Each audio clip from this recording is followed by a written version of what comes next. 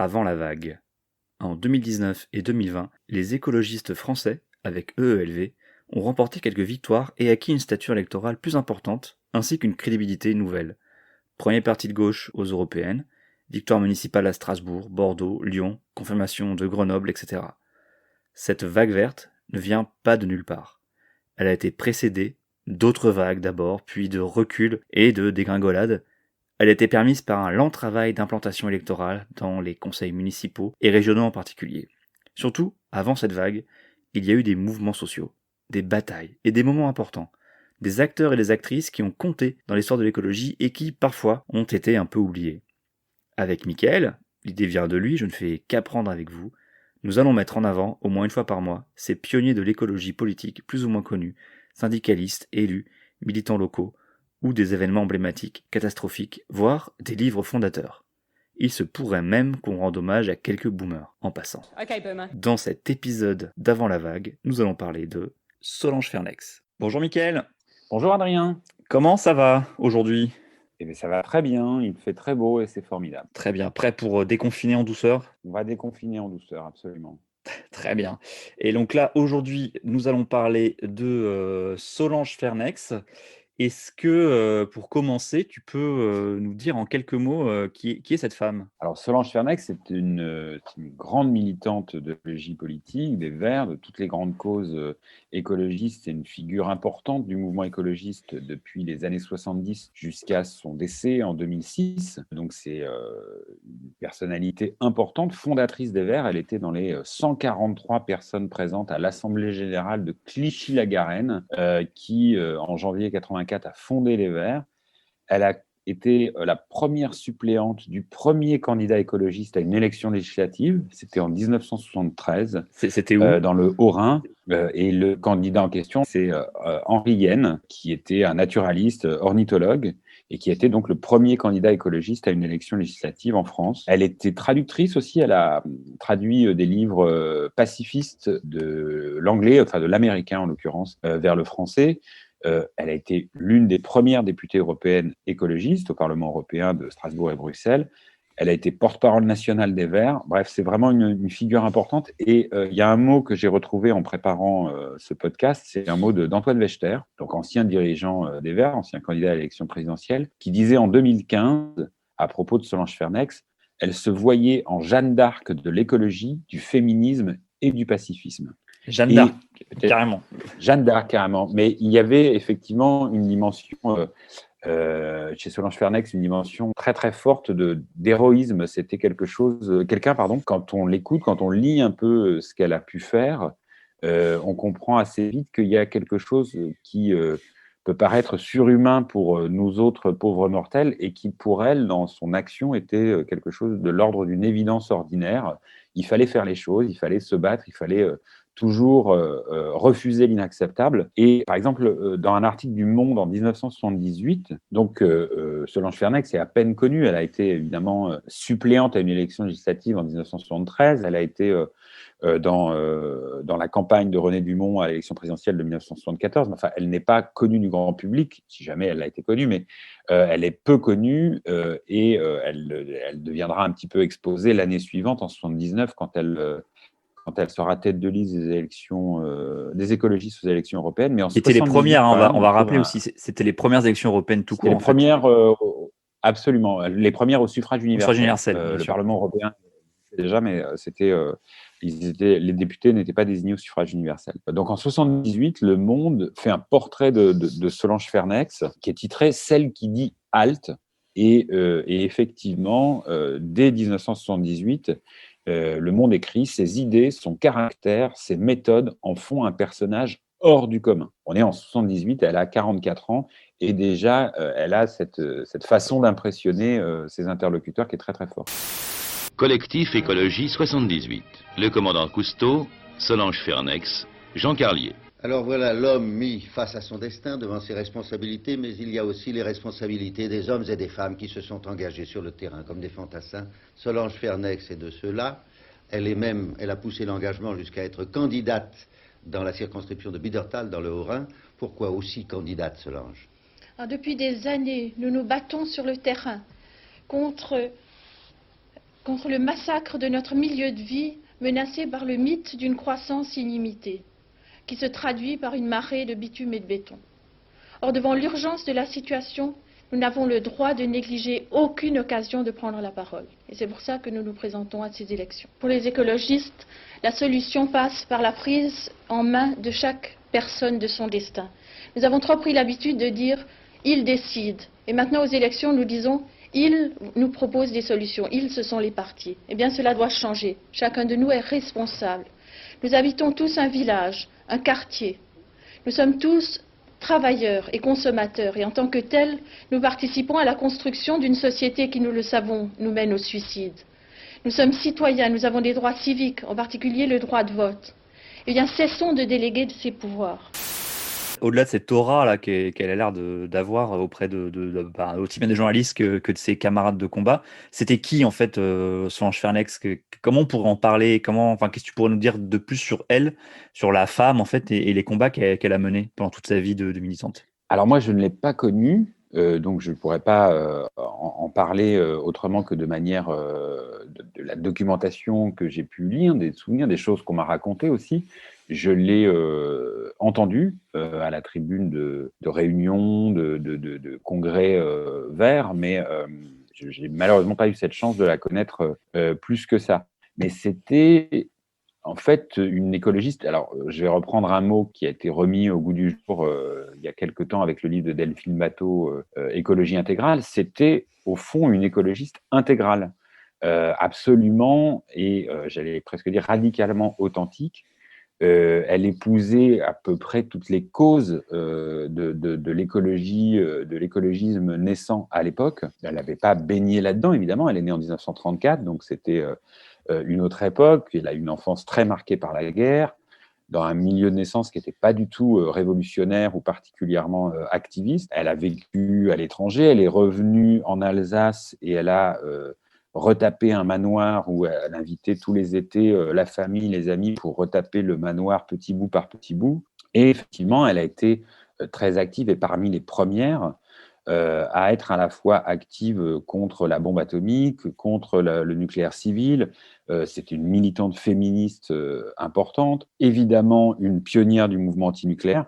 Il y a cette phrase dans un film qui lui est consacré, qui est un film un petit peu crépusculaire, parce qu'en fait, c'est un film qui est tourné, un documentaire qui est tourné pendant ses derniers mois de vie, alors qu'elle est malade et qu'elle se sait malade. Les premiers mots du film, c'est « S'il n'y avait pas eu Solange Fernex, nous aurions non seulement eu Fessenheim, mais nous en aurions 6 autres de centrales nucléaires en Alsace. » Voilà, cette phrase-là, elle dit assez bien en fait qui était Solange Fernex, cette espèce de femme, de Jeanne d'Arc, comme disait Wechter, qui avait manifestement une capacité à soulever des montagnes avec un air en plus d'évidence. C'est-à-dire que ce n'était pas simplement on va soulever des montagnes parce que c'est difficile, on va soulever des montagnes parce qu'il faut le faire et on va le faire. Tu peux nous en dire plus sur sa naissance, son enfance? Alors, elle vient d'une famille de forestiers. Elle est née, elle le dit d'ailleurs dans le documentaire, elle a le souvenir d'avoir toujours marché avec des bottes, marché dans la terre. Elle est née dans un milieu très modeste de forestiers, dans une famille de forestiers. Elle a eu un contact avec la nature dès l'enfance. Ça, c'est quelque chose qui est très important dans sa formation. On parlera peut-être tout à l'heure plus largement, au-delà de Solange Fernex, de ceux qu'on a appelés parmi les écologistes les Alsaciens, de l'influence de Robert Hénard, mais il y a effectivement un lien très très fort avec la nature, une éducation protestante, et Solange Fernex était aussi une militante chrétienne. Donc voilà, c'est une enfance marquée par la guerre, une enfance marquée par le refus aussi de la guerre, et le refus d'une certaine forme de fatalité. Elle disait j'ai souvenir que quand j'étais enfant, je me suis dit, quand je serai adulte, je ne voudrais pas accepter l'inacceptable. Et donc ça, c'est vraiment quelque chose qui définissait Solange Fernex et qui l'a manifestement défini jusqu'à la fin de sa vie. Elle est décédée à 72 ans, mais à 70 ans, elle était encore bénévole dans la Biocoop locale, par exemple. Voilà, elle avait été députée européenne, elle avait été une dirigeante très importante du mouvement écologiste. Elle avait rencontré Cousteau, René Dumont, etc., etc. Mais à 70 ans, elle tenait la caisse de la Biocoop locale. Ça, c'est du militantisme jusqu'au bout, quoi. Absolument. Elle est née en 1934, elle a fondé les Verts en 1984, elle a participé aux premières campagnes écolo dans les années 60-70. C'était donc vraiment une autre époque. Comment est-ce qu'elle voyait ça? Comment on voyait ça à l'époque, ces débuts de l'écologie politique en France? Oui, c'était vraiment une autre époque. Alors, c'était à la fois une autre époque et en même temps, c'est assez frappant de constater aussi les continuités qui peuvent exister entre cette époque, les années 70, et aujourd'hui. Alors, là où c'était une autre époque, c'est parce qu'effectivement, on a peut-être du mal à le mesurer aujourd'hui, et encore plus quand on est écologiste et qu'on se rappelle du Larzac, de Maleville, comme de grandes batailles qui ont compté dans les éducations militantes. Mais à l'époque, on est en pleine célébration de la société de consommation, l'avenir est radieux, le futur est prometteur. Enfin, voilà, on est dans cette époque. Avant où, ou après le choc pétrolier? Parce que bon, il y a quand même un choc même là. autour du choc pétrolier. Alors, évidemment, avant le choc pétrolier, c'est difficile. Quand le programme électronucléaire est annoncé, ce qui, là, pour le coup, après le choc pétrolier, Oui. il y a pas, on n'est pas dans quelque chose qui ressemblerait à une contestation massive. Il faut se dire qu'il y a une très grande solitude du mouvement antinucléaire dans ces années 70. Il y a à la fois des très grands rassemblements, des très belles manifs, des choses qui resteront dans les mémoires, et en même temps, la réalité d'un très très faible nombre de victoires. Globalement, on le sait aujourd'hui, le programme électronucléaire français, il a gagné. Et donc, ça fait aussi partie des difficultés de l'époque, de savoir et de pouvoir élever une voix contre le développement productivisme, l'aménagement du territoire qui bousille des surfaces entières. Voilà, il y avait cette idée quand même que tout ça se fait au nom du progrès, et c'est très bien. Et donc, évidemment, vous n'allez pas nous enquiquiner pour 3 oiseaux et 2 brins d'herbe. Donc, il y a quand même quelque chose de difficile. En même temps, ce qui est frappant, et là où on est plutôt frappé par la ressemblance avec aujourd'hui, c'est dans le cas de Solange Fernex, la capacité à articuler, là encore, de manière évidente, différentes causes entre elles. C'est-à-dire qu'elle était pacifiste, non violente, tiers-mondiste, féministe, antinucléaire, écologiste, et que tout ça était participé d'un même mouvement. Il n'y avait pas des fronts secondaires et des fronts principaux. C'était pas tous les écolos de cette époque? C'est plus, non, c'est pas si évident que ça. Il y a plusieurs. Alors oui, évidemment, peu à peu, tout ça s'est amalgamé, mais il n'y avait pas les gauchistes post 68, par exemple, n'étaient pas aussi radicalement convaincus que Solange Fernex l'était, et animés par le même devoir sacré à l'égard de la vie. Parce que, encore une fois, Solange Fernex, elle était chrétienne et elle s'est exposée dans des actions dont on a du mal presque aujourd'hui à imaginer la radicalité. En 1983, par exemple, avec 3 autres militants, elle se lance au mois d'août, le 6 août, donc le jour anniversaire de la date d'Hiroshima. Elle se lance dans un jeûne pour la vie qui va quand même durer 37 jours. 37 jours de jeûne pour demander que cesse la course aux armements, pour demander la désescalade des dépenses militaires, le tout dans une indifférence médiatique à peu près totale à l'époque. On peut rappeler, juste la différence entre un jeûne et ou un jeûne et une grève de la faim, elle n'a pas tout à fait arrêté de manger. Si. Donc c'est une grève de la faim alors, carrément. Pour des raisons éthiques, ça s'appelait pas grève de la faim, il le précise justement. D'accord. Parce que le terme jeûne aujourd'hui, on fait du jeûne intermittent. Non, là, c'était pas un jeûne intermittent. C'était, par exemple, dans un article du Monde qui date du lendemain du 16 septembre 83, donc le lendemain de la fin de ce jeûne, il aura été, donc il a duré du 6 août au 15 septembre, et il y a cette déclaration de Solange Fernex qui dit « Ici, par ce jeûne, nous engageons notre vie. c'est plus sérieux que la marche dans la rue dont l'État s'accommode très bien. Un engagement aussi fort que le nôtre peut éveiller les consciences et il le faut. Nous vivons sur une poudrière. C'était en 1983. Je ne sais pas si on peut dire que les consciences se sont éveillées après ce jeu, ou si les choses ont pris un petit peu plus de temps, ou si d'ailleurs les choses ne sont pas encore tout à fait finies d'être éveillées. Mais en tout cas, c'était quelque chose de très très fort. Et ça, pour Solange Fernex, et comme pour un certain nombre d'autres militants écologistes, c'était vraiment constitutif de leur engagement écologiste, qui s'était pas, comme d'autres, et comme une tradition peut-être plus libertaire. On reviendra après peut-être sur ce que moi j'appelle les austères et les libertaires. Solange Fernex, c'était quand même les Alsaciens, c'était une tradition plus austère, très fondée sur une forme d'éthique chrétienne. Une ascèse presque, en fait. Une ascèse, absolument, une relation au caractère sacré de la vie, qu'on ne retrouve pas, ou en tout cas pas dans les mêmes termes à l'époque, chez les militants écologistes qui venaient plutôt des horizons libertaires, gauchistes, anti-autoritaires, etc. etc. Ouais, il y a presque une mystique, en fait, dans son action et dans sa pensée, là. Moi, je n'irais pas jusqu'à dire ça, puis comme en plus je ne l'ai pas connu, mais incontestablement, son action militante, elle était nourrie de ses convictions chrétiennes, oui. Tu nous parlais de Fessenheim, Michael, le programme électronucléaire. Enfin, comment à part le jeune, comment s'est traduit cette lutte ratée finalement contre l'installation de centrales nucléaires? Alors, Solange Fernex, elle est à l'initiative de la première manifestation antinucléaire.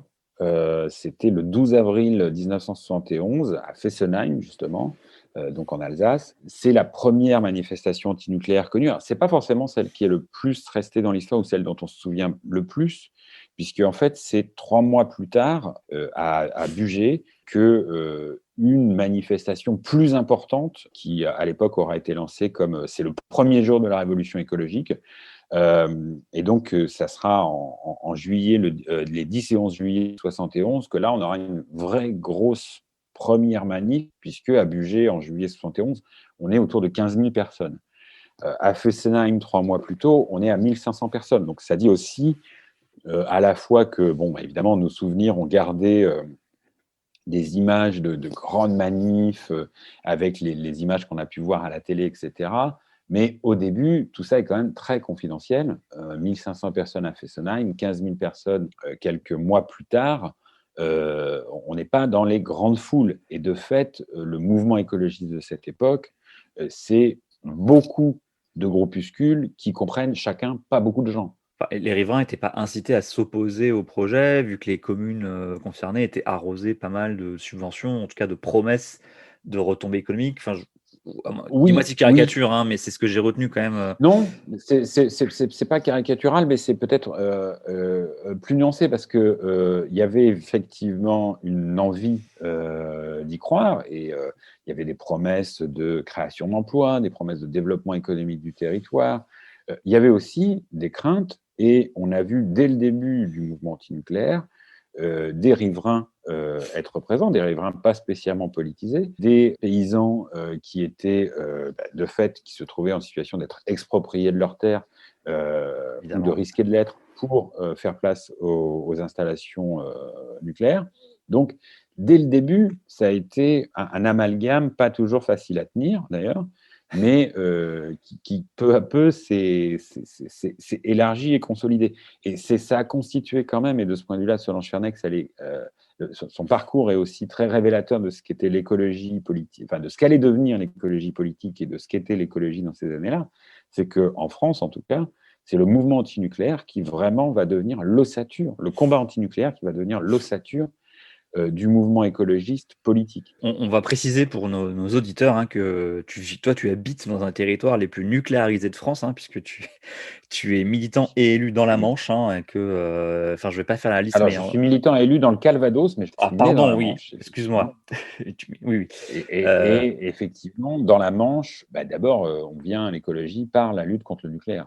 C'est le premier sorte de passage évident quand on est dans le département où il y a Flamanville, La Hague, le centre de stockage des déchets radioactifs juste à côté. Enfin voilà, on est dans un environnement, le Cotentin, où la présence nucléaire est très très forte. Mais je reviens quand même sur un certain nombre de ces épisodes. Par exemple, il y a la grande manifestation. Je parlais des images qu'on peut avoir en tête quand on parle de grandes manifs antinucléaires. Il y a la grande manifestation tragique de Malville en 77. C'est globalement les images que beaucoup ont en tête et connaissent. Et puis c'est aussi cette manifestation qui a vu la mort d'un jeune professeur de physique, de sciences physiques de 31 ans, Vital Michalon. Donc c'est resté comme une date terrible dans l'histoire du mouvement écologiste et dans l'histoire du mouvement antinucléaire. Mais pour donner quand même un aperçu de la solitude et des difficultés que pouvaient rencontrer les militants antinucléaires à l'époque, qui, dès le début, se sont structurés, c'est important de le dire, à l'échelle européenne, et particulièrement parce que Fessenheim, qui était donc la première centrale, était en Alsace et donc forcément voisine de l'Allemagne. Il y a eu des liens avec les camarades antinucléaires allemands. Et en 77, on est le jeudi 28 juillet 77, on est en Isère, donc juste avant la manifestation, la grande manifestation de Malville.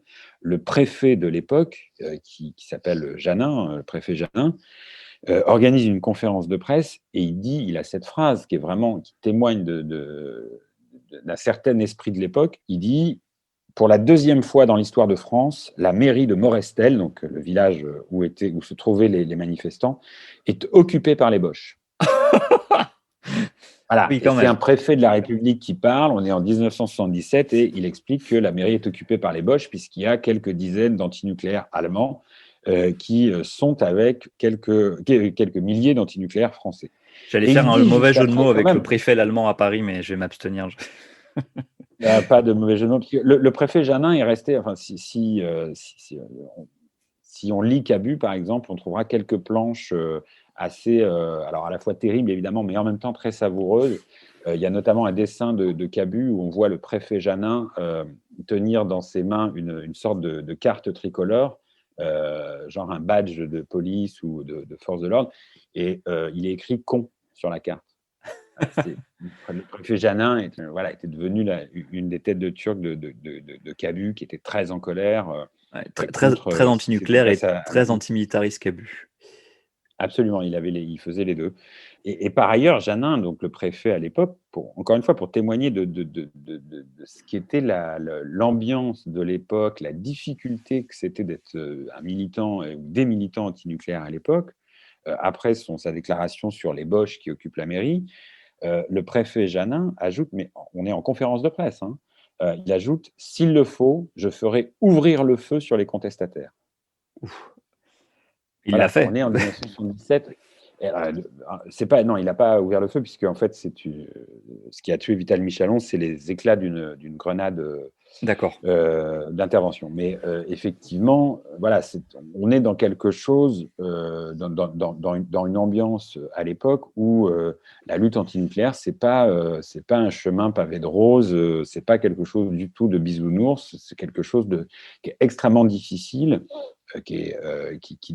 Voilà, les militants antinucléaires ont à se heurter à des puissances très très fortes, et ça a duré après, mais il faut se rappeler bien que la difficulté du combat antinucléaire dans les années 80 ou 90, celle que par exemple moi j'ai connue dans les années 90, c'était quand même absolument rien du tout à côté de ce que ça a été dans les années 70, où là vraiment c'était quelque chose de très très difficile et brutal. On avance dans le temps et on est là pour parler aussi d'écologie politique, et tout ça nous amène en fait en 1984 la création des Verts, du parti des Verts, qui va ensuite se renommer plus tard Europe Écologie Les Verts. Où se place Solange Fernex dans cette création? Bon, d'abord ça a pris beaucoup de temps quand même, il faut se le dire. C'est-à-dire qu'on arrive en 84, mais pour certains, et notamment pour Solange Fernex, ça fait 10 ans presque qu'il y a cette volonté, cette tentative d'unifier les écologistes et de les engager de manière solide dans le combat politique. Et c'est pendant les années 70, c'est un débat qui ne cesse en fait de traverser le mouvement écologiste. Oui. Les écologistes doivent-ils faire de la politique ? Certains considérant que non, parce qu'ils risqueraient d'y perdre leur âme, d'autres disant que oui, puisque de toute façon, ni la droite, ni même la gauche ne les écoutant, il convient que les écologistes fassent eux-mêmes de la politique. Et c'est ce débat qui se trouve finalement tranché, ou en tout cas partiellement au moins tranché en 84 avec la création des Verts. Mais c'est un débat qui avait commencé en 74, après la candidature à l'élection présidentielle de René Dumont. Déjà certains, et déjà Solange Fernex, parmi beaucoup d'autres, plaidaient pour parvenir à une unification sous forme, sinon partidaire, au moins d'un mouvement politique un peu durable et structuré. Ce parti vert, d'ailleurs, était même lui-même constitué de deux entités déjà existantes, qui étaient le Parti écologiste et la Confédération écologiste. Tu m'arrêtes si je me trompe, hein, mais donc il y avait déjà quelque chose qui préexistait. Je ne te trompe pas, mais tu vas très très vite. Et je vais trop vite. Non, mais je le dis par contre sans faire offense aux camarades qui ont fondé à la fois le Parti vert et les deux composantes à son origine. Quand on dit le Parti vert est issu de la fusion de deux partis lui-même, c'est vrai, mais il faut quand même se rappeler que chacun de ces deux partis n'avait que quelques centaines d'adhérents chacun.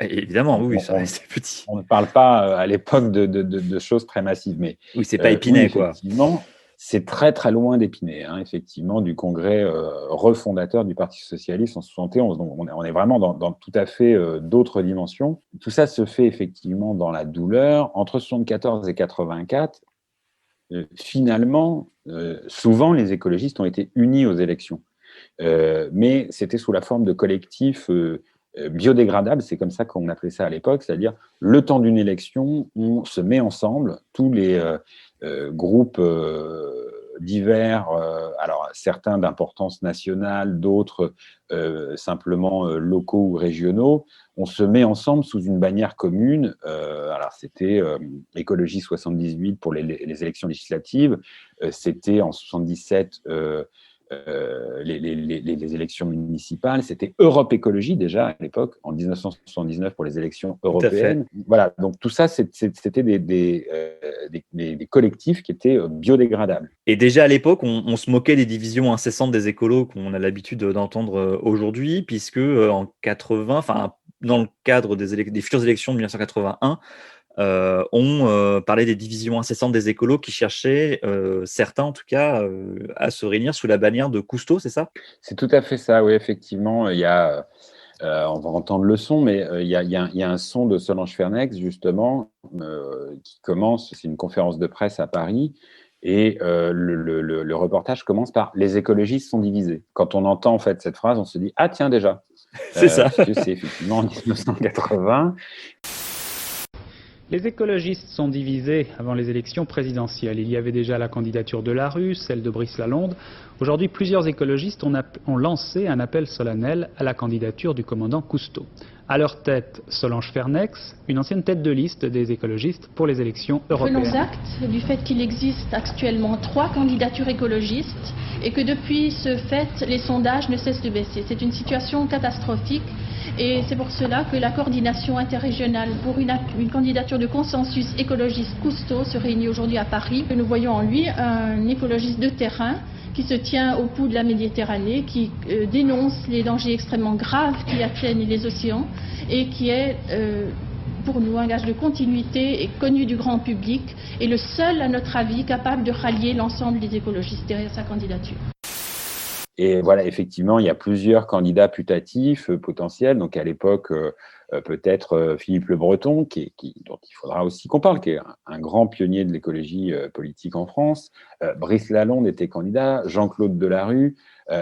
Et puis, tout ça était insatisfaisant. Il y avait déjà 3 candidats et aucun qui faisait l'unanimité. Et donc, Solange Fernex, avec quelques autres, Didier Anger, par exemple, parce qu'on parlait de la Manche et du nucléaire à La Hague tout à l'heure, lance un appel solennel à la candidature du commandant Cousteau comme candidat à la fois connu des Français, ce qu'il était incontestablement. Il Avec était Gastar, à la fois marin, mais il était cinéaste, réalisateur du Monde du Silence, etc. Donc connu déjà des Français, probablement à cette époque l'écologiste le plus connu c'est de le France. Nicolas Hulot de l'époque, en fait. C'était en quelque sorte le Nicolas Hulot de l'époque, exactement. Et du coup, donc, il y a cet appel solennel à la candidature de Cousteau, qui réfléchit quand même, qui est pas très loin, d'après ce qu'on peut lire, de se laisser tenter, et puis qui finalement n'ira pas. Et c'est ce qui lancera un petit peu la candidature de Brice Lalonde et la suite aussi de la carrière de Brice Lalonde, puisque c'est lui qui sera le candidat écologiste en 1980, à l'élection présidentielle de 1981. Il avait même été un temps question, puisqu'on parle de l'élection présidentielle de 81, certains avaient imaginé l'hypothèse que Coluche soit le candidat soutenu par le mouvement écologiste. Ah, c'est plutôt les Ça ne s'est pas libertaires qui fait auraient non été plus. pour ça. Hein. Ouais, mais c'est ça. Parler des Coluche austères et n'était des pas très libertaires. écologiste. Voilà, c'était pas, ça collait pas, ça n'a pas complètement collé, on va dire. Et voilà, ça s'est pas fait. Et donc Brice Lalonde s'est retrouvé candidat. Mais effectivement, Solange Fernex à ce moment-là était déjà dans un souci d'unification des différents mouvements écologistes. Et au fond, entre les années 70 et la création des Verts, Solange Fernex fait partie. Elle est pas la seule et très loin de là même, mais elle fait partie de ceux qui, quand même, auront toujours à cœur de rechercher des voies d'unification des écologistes dans la politique. Incontestablement, et pour le coup, il n'y a pas d'opposition possible entre, d'un côté, un militantisme de terrain qui est particulièrement exigeant. Enfin, par exemple, au tout début des années 70, à la fin des années 60, on crée le premier parc national le premier parc naturel national en France, qui est le parc de la Vanoise en Savoie. Et dès le début des années 70, il est menacé, l'intégrité de la protection du parc, du cœur du parc est menacée par un projet touristique de domaine skiable, etc., etc. Et donc là, il y a une grande campagne nationale qui se lance. Les associations naturalistes, c'est presque la première grande campagne nationale de protection de la nature au sens moderne du terme, au sens de vraiment une campagne d'opinion. Et la pétition recueille 300 000 signatures en France. C'est pas mal. Quand même, on est en 70-71, c'est déjà très, très important. Et de fait, le projet, d'ailleurs, sera abandonné. Ce qui est intéressant, c'est que sur ces 300 000 en France, l'Alsace a récolté 1/5 des signatures. Et ça, c'est le réseau de Solange Fernex. Ouais, voilà, l'Alsace et ses montagnes. Solange Fernex, voilà, mais elle est incontestablement une militante de terrain et en même temps, tout le temps, elle cherchera à ce que les écologistes réussissent à s'enraciner, à s'unifier d'abord et à s'enraciner, à s'ancrer dans la politique. Et donc, sa place dans les Verts, elle est là. C'est qu'elle est l'une des premières, elle est parmi les premières à essayer d'avancer dans d'abord le mouvement écologique, puis le mouvement d'écologie politique, puis effectivement les Verts, dont elle deviendra l'une des premières dirigeantes. Donc jusqu'en 89, où elle se retrouve élue députée européenne. Et on a retenu quelques clips comme ça des écolos en France. Il y a eu le verre d'eau de René Dumont en 74, où il buvait de l'eau pour alerter sur l'importance de l'eau. Hein, il était assez visionnaire. Et vous savez ce qui va se passer? Eh bien, nous allons bientôt manquer de l'eau. Et c'est pourquoi je bois devant vous un verre d'eau précieuse, puisque avant la fin du siècle, si nous continuons un tel débordement, elle manquera. À lundi, je vous dis au revoir et j'espère vous revoir pour vous expliquer notre projet global d'avenir. Merci mes amis. Il y a si vous cherchez, vous aimez sur de sketch, il y a le Castor avec Antoine Wechter pour les Générations Écologie, je ne sais plus, en 93, quelque chose comme ça. Le Castor, il est conçu d'être un technologie indépendant dans cette totalement pas. De plus, le Castor Et sinon, là, il y a, alors c'est pas très podcast, hein, les vers bâillonnés. Alors, on explique le concept. Alors, là, que les vers apparaissent à l'image bâillonnés parce qu'ils C'est ça, protestent. les premières secondes du clip, on a quatre candidats aux élections européennes, 4 dirigeants écologistes, dont Solange Fernex, on est dans le cadre des émissions d'expression directe. Vous savez, mais dans les c'était locaux la officiels campagne de des élections FR3, hein, législatives. c'est-à-dire que c'est les C'est campagnes ça, et donc ils officielles. sont bâillonnés, et donc il y a quelques secondes de silence absolu au début du clip. On est quand même, c'est un truc absolument lunaire, et après on a effectivement ce qu'on va entendre. C'est disruptif, comme on dirait aujourd'hui, en fait.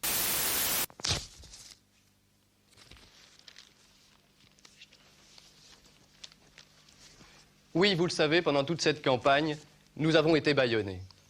Les grands partis ont tout fait pour nous empêcher d'avoir la parole, et ils n'ont pas eu tort.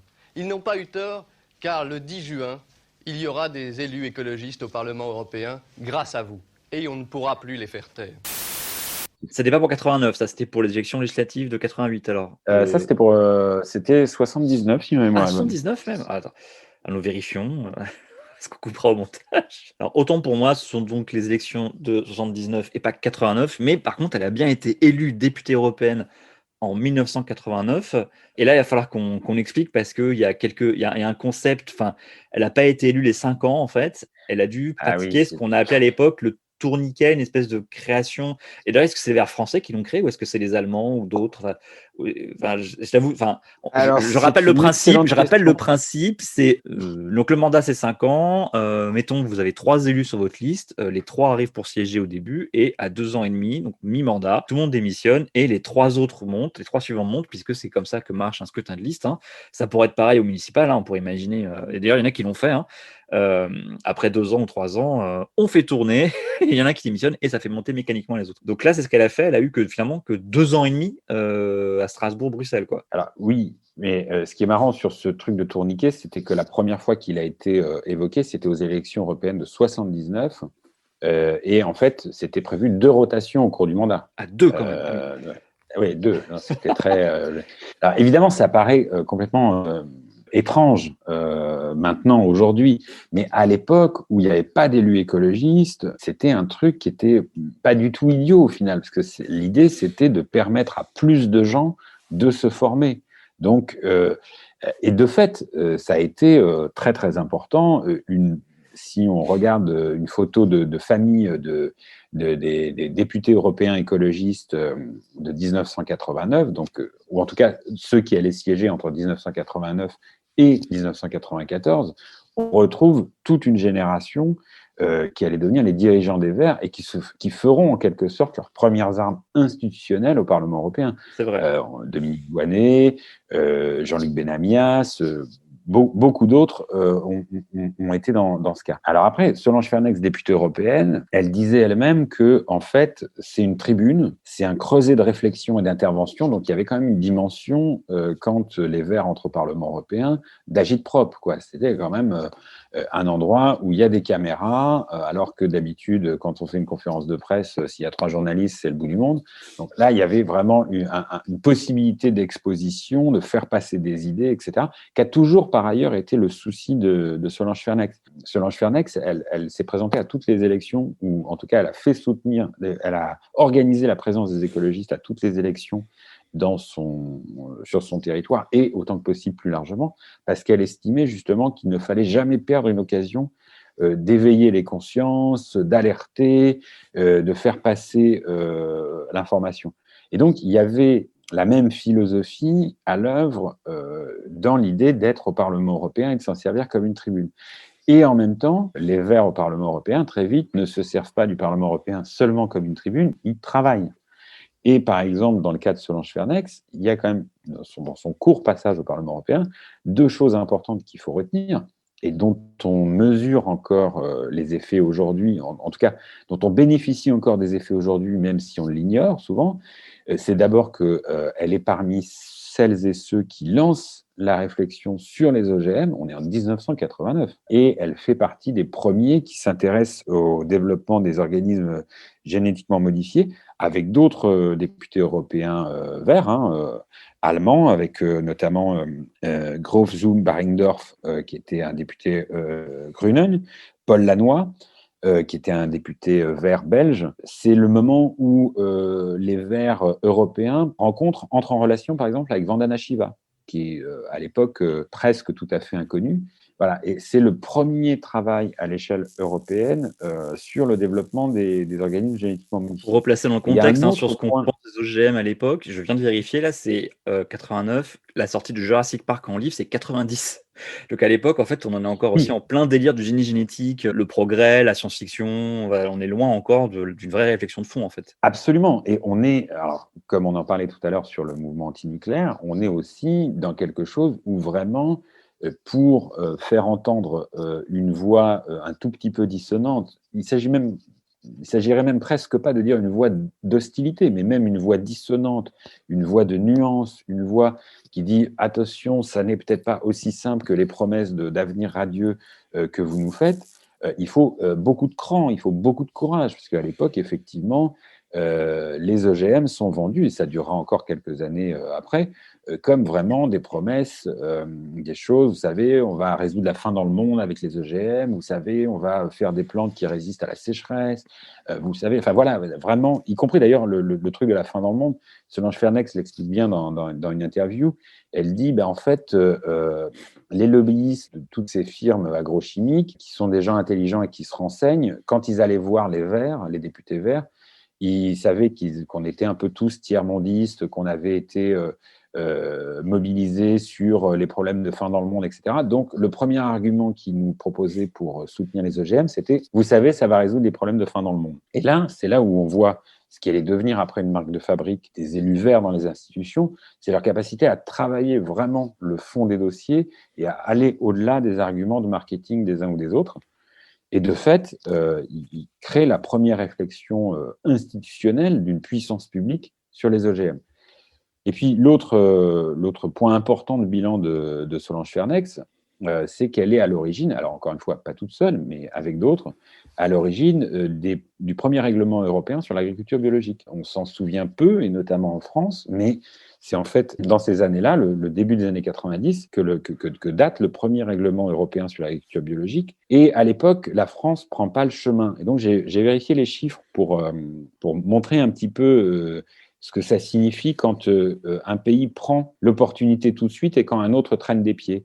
Le premier règlement européen sur l'agriculture biologique, c'est 91. L'Autriche, dès 91, l'utilise à plein et propose des projets à subventionner. Aujourd'hui, l'Autriche, en 2020, c'est un peu plus de 21% de sa surface agricole en agriculture biologique. La France, en 91, traîne des pieds, n'y va pas du tout, et il faudra encore presque 10 ans, voire même un peu plus de 10 ans, pour qu'il y ait un discours un peu volontariste de la puissance publique en France sur l'agriculture biologique. Aujourd'hui, en France, on est à un peu plus de 8% de surface agricole utile en bio. Donc voilà, l'écart commence dès 1991, l'Autriche aujourd'hui 21%, la France 8%. Et pourtant, la France a beaucoup progressé ces dernières années. Exactement, Mais ouais. c'est un retard qui trouve son origine là. Et effectivement, l'Autriche peut remercier le travail de Solange Fernex. On va pas tarder à conclure, parce qu'on a déjà bien parlé, mais il y a quand même une dernière question à laquelle il faut qu'on réponde. C'est malgré toute cette carrière, cette vie de militantisme, cet engagement à plein, comment ça se fait que, on a un peu quand même, enfin je dis un peu, non, pourquoi on a parfois complètement oublié, Solange Fernex par rapport à d'autres militants, des premiers jours? En fait, je ne sais pas. Moi, je ne sais pas, c'est toujours un étonnement parce que, alors, il y a évidemment, si, elle n'a pas occupé de fonction comme d'autres en ont occupé dans l'entrée des écologistes dans les institutions au pouvoir. Elle a été effectivement députée européenne, mais pendant un bref temps. Oui, elle n'a pas été ministre comme Brice Lalonde, par exemple, Voilà, elle n'a ou pas été Voynet. ministre, elle n'a pas été députée très longtemps, elle n'a pas été maire, enfin voilà, tout ça. Donc, il y a un effet lié à l'absence de passage durable dans les institutions. Je pense que ça, c'est une explication. Il y a aussi le fait Solange Fernex n'était pas dans elle était plutôt dans la volonté de tisser, sinon des liens, en tout cas des possibilités d'atterrissage, de compromis entre les différentes diversités ondoyantes du mouvement écologiste, là où effectivement on se souvient de ceux qui peut-être ont été plus dans le clivage, dans la capacité à se mettre devant, et y compris pour des bonnes raisons, hein, mais elle était plutôt moins devant, même si en 79, elle était sur le devant de la scène, mais plus tard, dès les années 80, c'est des Brice Lalonde, puis Antoine Wechter, puis Dominique Voynet, effectivement, qui sont peut-être plus restés. Plus Il y a une soutière, peut-être aussi, quoi. je ne dirais pas quand même ça, parce qu'elle était vraiment, enfin, les militants de l'époque et tous ceux qui se sont penchés depuis sur l'histoire de l'écologie politique savent quelle a été la contribution fantastique de Solange Fernex. C'était pas péjoratif, hein. C'était pas du tout péjoratif. Oui, mais oui, enfin, les gens qui étaient dedans savaient qu'elle était au premier plan. Mais D'accord. effectivement, elle n'a pas eu l'exposition médiatique, ce qui fait que les gens qui n'étaient plus dedans, ou celles et ceux qui sont venus après, ont peut-être eu plus de facilité à oublier.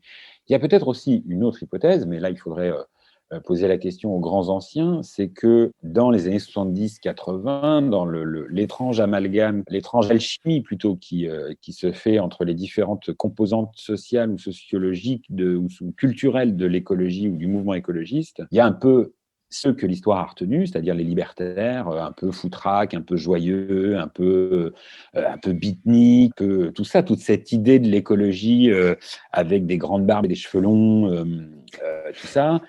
Et puis, il y a ceux qu'on a oubliés ou qu'on associe en tout cas moins traditionnellement à l'image des écologistes de ces années-là, c'était les austères. Pour le coup, Solange Fernex fait plutôt partie des austères, de ceux qu'on a appelés les Alsaciens, très influencés par le naturalisme, la philosophie naturaliste de Robert Hénard. C'était pas spécialement un type super joyeux. Et Lalonde aussi était un austère. Ou non, Wechter plutôt, pardon. C'est Wechter, oui, non. Wechter était un austère. Wechter, bien sûr.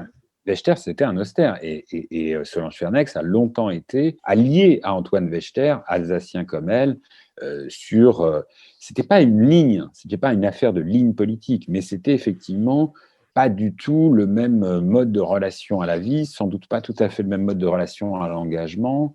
Et effectivement, le souvenir qui est resté des premières années de l'écologisme, et même des années encore un peu plus tardives, c'est quand même une espèce de joyeux bordel libertaire. C'est pas tellement un truc de jeûne, d'austérité, d'ascèse, voilà. Donc ça peut être aussi une explication du pourquoi on se souvient peut-être moins de Solange Fernex que d'autres personnalités. Bien, alors Mickaël, on va pouvoir conclure cet épisode, ce deuxième épisode sur les figures d'avant la vague de l'écologie politique. On va lui donner là les ressources, mais tout sera indiqué dans la description de ce podcast. Il y a par exemple La Petite Étincelle, qui est un documentaire. Qu'est-ce que tu as d'autre comme ressources? Oui, alors attends, j'ai une petite anecdote avant de passer aux ressources. Une petite anecdote, j'ai dit que Solange Fernex avait fait la campagne, enfin était active dans la campagne de René Dumont en 1974, mais peut-être pour dire quelque chose de ces années-là et des basculements qui s'opèrent parfois de manière très très rapide, il faut parler de la première fois où Solange Fernex a eu affaire à René Dumont. Donc René Dumont, pour rappel, premier candidat écologiste à l'élection présidentielle, mais avant ça surtout, un agronome de renommée mondiale, un des pères de ce qu'on a appelé la révolution verte, c'est-à-dire de l'introduction des engrais chimiques et de la motorisation dans l'agriculture. Il a mal nommé révolution verte, en fait, et les critères d'aujourd'hui, quoi. Avec les critères d'aujourd'hui. Mais à l'époque, c'était effectivement une révolution verte. Et par ailleurs, il faut être encore nuancé dans le jugement qu'on peut appliquer sur cette révolution. Mais donc, en 1960, il y a chez Solange Fernex, en Alsace, un projet d'aménagement du Haut-Rhin, de la plaine du Ré, et il s'agit de transformer cette plaine en une immense surface de champs de maïs. Et donc ça, c'est vraiment l'expansion économique, la modernisation agricole. Et à l'époque, là encore, de façon un peu isolée, un peu difficile, des naturalistes s'élèvent et disent « mais non, on ne va pas transformer une plaine, des prairies permanentes en champs de maïs pour l'agriculture technicisée ou ce genre de choses ». Et à l'époque, qui est appelé à la rescousse par les promoteurs du projet? René Dumont. René Dumont qui n'est pas encore écologiste, on est au début des années 60, et à l'époque, René Dumont dit « Bah non, c'est très très bien, c'est une très bonne chose, ce projet de maïs, ça va moderniser l'agriculture, et donc il faut le faire. » L'ironie de l'histoire, c'est que 14 ans après, effectivement, René Dumont sera le premier candidat écologiste à l'élection présidentielle, et Solange Fernex sera parmi ses soutiens les plus actifs. Et il fera même, dans ses livres, il fait même son mea culpa. Pas sur ce sujet-là Absolument. précisément, mais sur en tout cas sa défense de l'agriculture technique il a toujours à été outrance. effectivement honnête sur son propre cheminement intellectuel. Alors donc les ressources, alors. Les ressources de ce podcast. Donc, il y a le documentaire La Petite Étincelle qu'on peut trouver chez Dora Film. 3,50 €. Il y a quelques vidéos sur le site de l'INA, dont Le Baillon qu'on a écouté tout à l'heure. Et puis, il y a 2 livres. Le premier, c'est celui d'un militant écologiste qui a été à la fois le témoin et l'acteur de ces années-là. C'est Yves Frémion, Histoire de la révolution écologiste, chez Ebeuc. Et beaucoup plus récent et très, très documenté, le livre du journaliste Arthur Nazaret, Une histoire de l'écologie politique, de René Dumont à Nicolas Hulot. Et c'est aux éditions Latengo. C'est sorti de mémoire il y a 2 ans. Il faudrait quand même que je lise celui-là. Oui, il est très bien, il est très bien. Il est très très bien, ce livre d'Arthur Nazaret. Arthur Nazaret qui suit les écolos depuis longtemps pour... merde, je sais plus quel... Pour le Journal du Dimanche. Le Journal du Dimanche. Pour le Journal du Dimanche, absolument. Voilà. Bah écoute, on va s'arrêter là, je pense, pour Solange Fernex. J'espère qu'on lui aura rendu un peu d'exposition. Le prochain épisode, dans un mois à peu près, tu m'as dit qu'on va le consacrer à un certain Pierre Fournier et au magazine, pardon, au fanzine, au journal, comment la gueule ouverte. Au journal, on va dire la gueule ouverte, absolument. Pierre Fournier, dessinateur, auteur et pionnier radical et absolu de l'écologie politique et du mouvement antinucléaire aussi, et fondateur du journal La Gueule ouverte. Bon, il y aura plein de dessins qu'on ne pourra pas montrer, mais bon. Non, absolument. Les gens pourront googler, quoi, voilà, c'est pas grave. Bien, et écoute, merci encore, Mickaël, pour merci, Adrien. Pour ton savoir, tes connaissances. Je vais vous laisser avec la bande-annonce de La Petite Étincelle, et je vous dis à la semaine prochaine pour un épisode d'Adrien parle politique, et à dans un mois avec Mickaël. À bientôt. Au revoir, Mickaël. Au revoir, à bientôt. Salut. C'est comme ça que je suis née. J'ai des photos de moi petite avec les bottes et je me promenais à la ferme. Cette violence terrible du bulldozer qui arrive et qui coupe les arbres ou qui rase la forêt du Rhin à Marcozem, c'est le même bulldozer qui détruit les rapports entre les êtres humains, qui va piller les ressources du tiers-monde, qui pollue, on jette toutes ces déchets à la mer. Tout ça, c'est cette mentalité de bulldozer où on fait table rase de ce qui est en face de vous avec un objectif à très court terme. Voilà, on les a trouvés. Ici, par exemple. Et quand on a des moments difficiles ou du découragement, je pense à cette force de vie.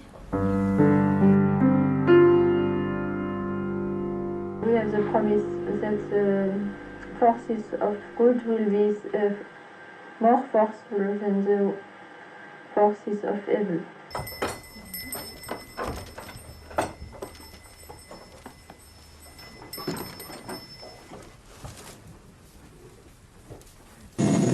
Трубу второй очереди. Справа блок номер, центральный зал блока номер 4. Включи. Так, держи.